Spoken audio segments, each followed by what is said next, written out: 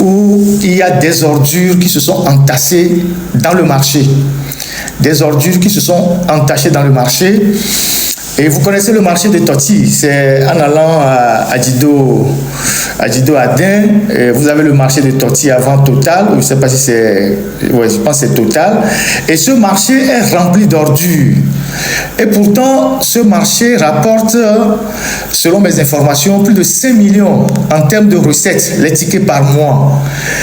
5 millions par mois, je pense que la mairie qui est dans cette zone a suffisamment d'argent pour enlever les ordures à temps, pour que nos soeurs, nos femmes, nos mamans, nos frères qui vendent dans ce marché-là ne vendent pas dans les ordures. Vous avez vu la vidéo? Et donc, quand il y a des ordures dans le marché, bien évidemment, tous les moustiques, les mouches, tout ça, ça se dépose sur les aliments que les gens vont acheter. Et donc, c'est des facteurs de propagation de microbes.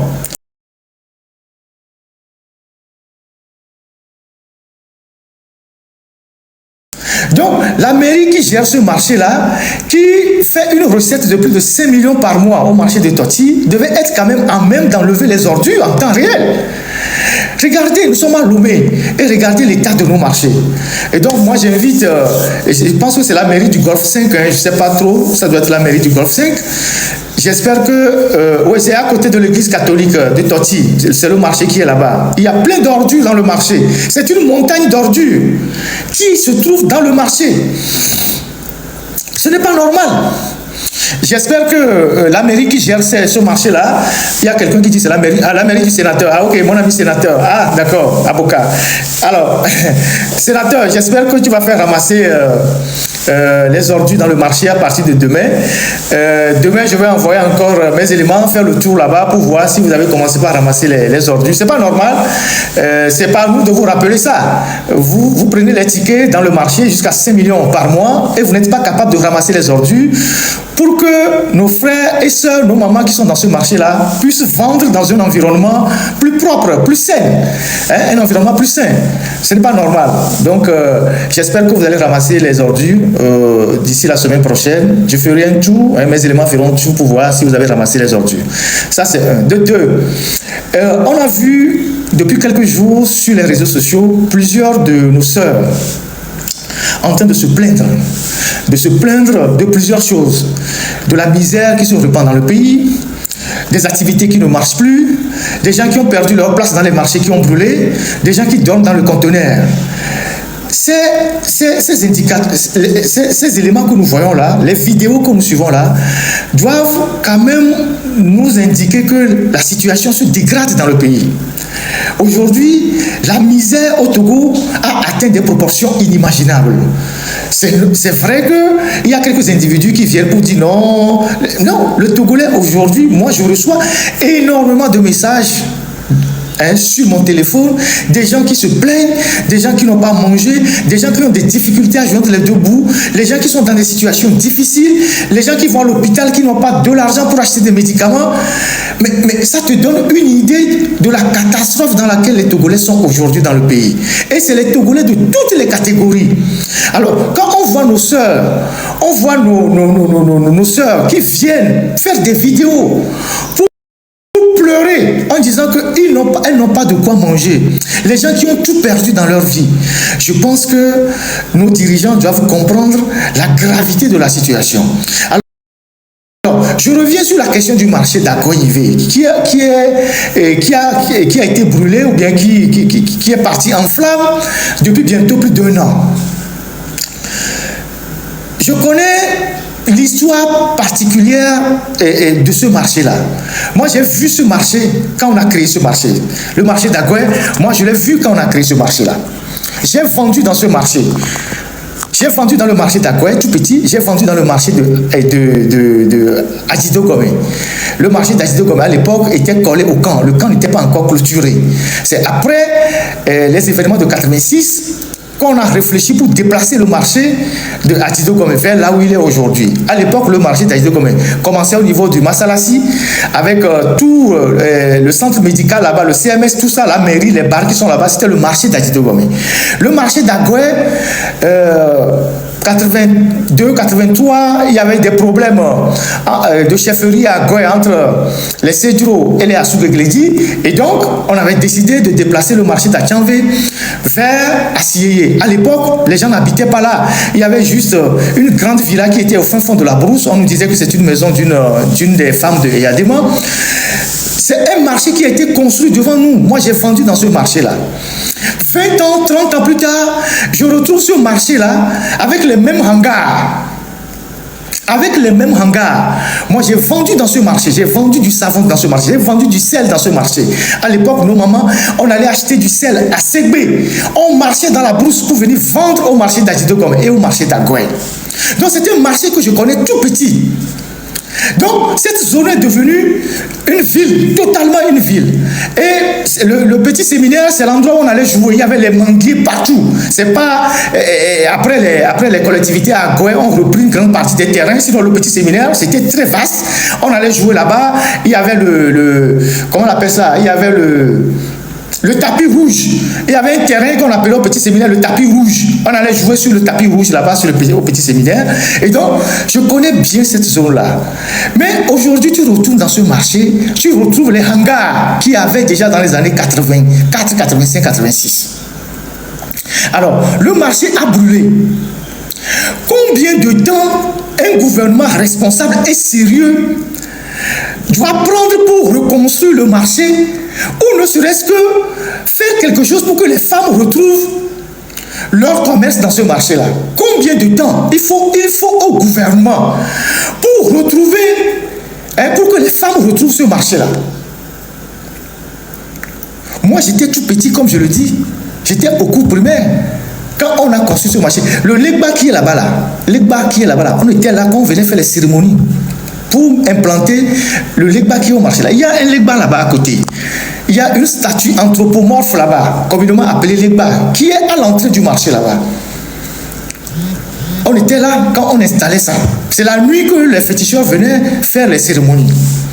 Donc, ils ont besoin de combien d'années pour, je ne sais pas quoi, même s'il faut trouver une formule provisoire pour que les femmes retournent dans le marché, mais il faut le faire. Aujourd'hui, toutes les femmes ne peuvent pas rester à Togo-Grain là-bas. Toutes les femmes ne peuvent pas rester à Togo-Grain là-bas. Mais il faut que les femmes retournent dans le marché. Mais vous n'êtes pas sans savoir que beaucoup de femmes ou les commerçants ont perdu leur fonds de commerce, mais ils sont aussi traqués par les microfinances.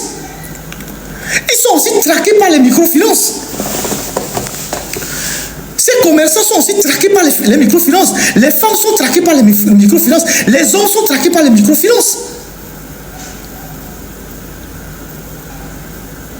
Donc aujourd'hui, toutes ces femmes sont dehors. Et donc certaines sont en train de dormir dans le conteneur. Mais elles vont faire quoi? Le gouvernement a besoin de combien de temps pour remettre un marché là-bas? Ne serait-ce qu'un marché provisoire. Si vous n'avez pas d'argent, mais refaites un marché provisoire. Il y a un marché qui a brûlé au Ghana. Les 2 semaines qui ont suivi, on a refait les hangars pour que les gens s'installent. Il y a un marché qui a brûlé au Ghana dans la foulée de l'incendie du marché d'Agoué. Mais dans les semaines, les jours qui ont suivi, on a reconstruit les hangars pour que les gens s'installent rapidement.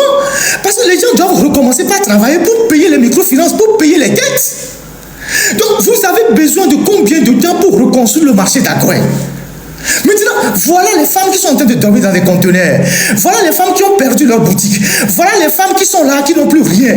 Des gens qui avaient leur fonds de commerce, qui vivaient bien, qui pouvaient s'en sortir. Aujourd'hui, ils sont devenus des gens vulnérables. Ce n'est pas normal. Ce n'est pas une question propre à la mairie d'Agoué. Non, c'est l'État central qui doit réagir. La mairie d'Agoué n'a certainement pas de moyens. Mais c'est l'État central qui doit réagir. C'est le gouvernement qui doit réagir. Vous avez de l'argent pour les futilités. Vous avez de l'argent pour faire des fêtes qui n'apportent rien au pays. Mais vous n'avez pas d'argent pour réinstaller les commerçants qui payent des impôts. Vous imaginez le manque à gagner pour l'OTR? Vous imaginez le manque à gagner en termes de taxes pour l'OTR, en termes de recettes? Donc, trouver une solution provisoire pour que les femmes retournent sur le site, même si c'est pour s'installer sous les hangars, pour commencer par vendre. Ça fait plus de 1 an que le marché a brûlé. Ce n'est pas normal. Vous n'avez aucune idée de la misère qui se répand dans le pays. Parce que vous êtes dans votre bulle de gouvernant. Vous êtes autiste. Vous êtes enfermé dans votre bulle. Le bas peuple est en train de souffrir. Les gens sont dans la misère. Les populations sont avachies par la misère.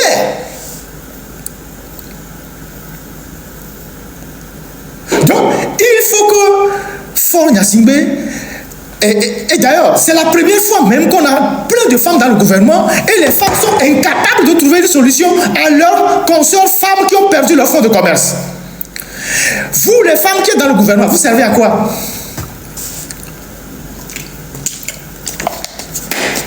Vous servez à quoi? Les femmes qui sont au gouvernement, vous servez à quoi? Vous servez à quoi? Pourquoi vous ne pouvez pas aller convaincre Faure Gnassingbé, votre patron, je le dis entre griffes, de débloquer de l'argent pour réinstaller les femmes le plus rapidement possible? Vous avez de l'argent pour aller acheter les loups-boutins, comme quelqu'un le dit, les foulards à 500 €, mais vos soeurs qui ont perdu leur fonds de commerce, vous les oubliez, au point que certains vont dormir dans les conteneurs. Quelle fierté vous tirez de tout ça? Vous tirez quelle fierté de tout ça? Donc, il faut qu'on revienne sur la question du marché, des marchés, jusqu'à ce que une solution soit trouvée à nos sœurs qui ont perdu leur fonds de commerce. Il faut qu'on revienne là-dessus. Donc, moi, je vais survoler ça aujourd'hui parce que j'ai vu des vidéos qui m'ont fendu le cœur. J'ai vu des femmes qui se sont plaintes, qui m'ont fendu le cœur. Mais je pense qu'il faut qu'on revienne là-dessus pour qu'on puisse régler ce problème-là. Voilà ce que j'ai à dire sur le marché d'Agoé. Et des gens qui sont sérieux, un gouvernement qui a de la vision et n'abandonne pas un marché pendant 1 an, n'abandonne pas un lycée pendant plus de 2 ans, le lycée d'Agbalé-Peto. On en a parlé fatigué. Vous avez arrêté, vous avez déplacé le lycée en disant que le bâtiment veut s'effondrer. Depuis 2 ans, vous êtes incapable de construire un nouveau bâtiment. Si vous ne pouvez pas construire un nouveau bâtiment en 1 an, vous servez à quoi la tête du pays? Vous servez à quoi? Le lycée du 2 février, c'est fermé. Actuellement, vous allez là-bas, c'est les rats, les cafards qui sont dans les bâtiments. C'est quoi finalement la vision que vous avez de ce pays? Oui, je parlerai de Sunu Bank, ne vous inquiétez pas. Il y a plein de sujets aujourd'hui. Voilà ce que j'ai à dire sur la question du marché d'Agoé. Je pense que je vais l'enlever aussi, c'est bon. 3e sujet. Voilà. Il y a un ambassadeur qu'on a nommé en France, pour la France. Voilà, je vais placer 2 mots. Un nouvel ambassadeur plénipotentiaire nommé en France pour remplacer le colonel Madjouba qui est devenu ministre de la Sécurité au Togo. Alors, vous vous rappelez, la dernière fois, je faisais un live. Dans un live que j'ai eu à faire, j'ai abordé le sujet de nos officiers supérieurs, comment ils finissent dans la misère, des colonels qui sont obligés d'aller en moto, des commandants à la retraite qui n'ont pas de voiture, les gens qui sont obligés de prendre du sémidjan et qui meurent sur des motos. Je vous ai parlé de la fin misérable de nos officiers, surtout des officiers qui n'ont pas eu des postes de responsabilité, mais à qui on a fait croire que c'est eux qui tenaient le pouvoir, c'est eux qui doivent garder le pouvoir, et beaucoup finissent dans la misère. Et dans cette analyse-là, je vous ai dit, il y a une minorité d'officiers qui sont dans la grande minorité avec Faure Gnassingbé. Et c'est ces officiers-là qui ont tous les privilèges, à qui on fait les promotions. Et vous voyez bien avec le cas de Urokura Gadazi, qui vient d'être nommé ambassadeur plénipotentiaire en France, un officier, à ce que je sache, qui doit être proche de la retraite, s'il ne l'est déjà, un ancien ministre de l'Agriculture qui a eu un bilan catastrophique au ministère de l'Agriculture. C'est lui sous lui qu'on a géré plusieurs projets agricoles qui se sont terminés par des échecs. Les fameux Puniaza, Paza, Padat, tout ça. C'est sous lui qu'on a mobilisé plus de 1000 milliards pour mettre dans l'agriculture. Puniaza, tout ça. Ça n'a servi absolument à rien. Il était en conflit permanent avec un jeune ministre qui s'appelait Bataka. Et il avait transformé son ministère, le ministère de l'Agriculture, en un lieu je ne sais pas, je ne dirais pas que c'est... En tout cas, c'était pas un endroit très agréable à vivre et à travailler. Et cumulativement, il avait aussi le poste de DG de l'ANSAT qu'il garde jusqu'aujourd'hui. Il vendait les céréales comme il voulait. On ne sait pas à qui faisait les comptes. Et je me souviens que quand j'étais encore au pays, il y a quelques agents de l'ANSAT qui sont venus se plaindre chez nous, à la rédaction. Il a déjà la retraite dans l'armée. Il y a quelques agents de l'ANSAT qui sont venus se plaindre chez nous. On avait à l'époque relayé ça dans l'alternative et on avait parlé abondamment dans l'autre journal. Et qu'est-ce qu'il faisait? En tant que DG de l'ANSAT, il alimentait les barons. Donc les jeunes disaient, on leur donne une liste à chaque grand événement, quand les fêtes s'approchent, on leur donne une liste et on leur donne un camion, ils chargent le maïs, ils chargent, comment appelle-t-on, le haricot, en tout cas, les céréales qu'ils avaient à leur niveau, et on leur donnait des listes avec des codes. On dit, maman, quand hérité, donc c'est chez l'ancienne première dame, ils vont débarquer là-bas 50 sacs de maïs, 10 sacs de haricots, des sacs de gari. Après, on dit, papa, Idranawe, c'était chez Nachaba, ils vont décharger aussi. Après, on dit, papa, Toti, c'était chez Assouma, ils vont décharger. Et c'est comme ça que ils alimentaient les domiciles des barons, alors que ces barons-là avaient déjà suffisamment d'argent pour aller acheter eux-mêmes ces marchandises-là. La sécurité alimentaire, c'est pour ceux qui n'en ont pas, c'est pour les pauvres.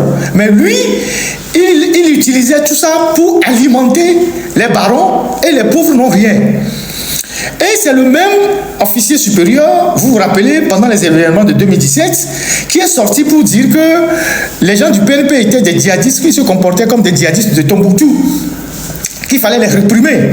Et il est un artisan de la répression sanglante qui a eu lieu à Sokoré. Un grand artisan de la répression sanglante qui a eu lieu à Sokoré. Il en faisait partie, rappelez-vous de ces expressions. C'est lui qui est sorti pour dire oui, il faut écraser tous ces gens-là, que c'est des comportements de djihadistes, il faut les terminer. Et c'est lui qui a dit qu'on a égorgé des gens et tout et tout. Donc c'est eux qui ont je sais pas, encouragé la répression à Sokoré, avec tout ce qu'on a eu comme morts et blessés à Sokoré. Donc aujourd'hui, pendant qu'il est à la retraite, pour le remercier, alors qu'il n'est même pas diplomate, il n'a fait aucune formation de diplomate, on l'envoie en France pour être ambassadeur. Alors, je m'adresse d'abord à vous les jeunes d'UNIR, vous qui êtes nombreux sur les réseaux sociaux, à attaquer les gens, à insulter les gens, à dire que c'est fort ou rien. Il n'y a pas de diplômé parmi vous qu'on puisse nommer ambassadeur. Il n'y a aucun jeune parmi vous qui ont fait des études je sais pas, de diplomatie, d'ENA, tout ça, je ne sais pas quoi, qu'on peut nommer ambassadeur. Vous qui êtes aux affaires étrangères, qui réclamez votre statut de UNIR, vous les jeunes, il n'y a personne parmi vous que votre champion pouvait nommer ambassadeur en France. Personne. Il n'y a personne qu'on puisse nommer parmi vous ambassadeur en France. Même simple poste d'attaché à l'ambassade, on ne vous nomme pas. Même balayeur à l'ambassade, on ne vous nomme pas. Même gardien à l'ambassade, on ne vous nomme pas. On va prendre les vieux, quelqu'un qui a déjà eu tous les postes dans sa vie, qui a la retraite. On le prend, il n'est même pas diplomate. Même le français, difficilement, il parle correctement. C'est lui qu'on trouve pour nommer ambassadeur. Vous, les jeunes diplomates qui êtes au ministère des Affaires étrangères et qui êtes de UNIR, je parle d'abord de vous, les militants de UNIR. Je ne parle pas des Togolais en général. Vous, les militants d'UNIR, qui criez sur les réseaux sociaux, c'est fort ou rien. On n'a pas trouvé parmi vous un profil de quelqu'un de bien formé qu'on puisse nommer ambassadeur en France. C'est Ourokou Ragadazi qu'on va nommer ambassadeur en France. Vous voyez que votre champion, il se fout de vous. Il a ramassé tous les vieux, les gens de troisième âge là, pour faire des sénateurs. La maison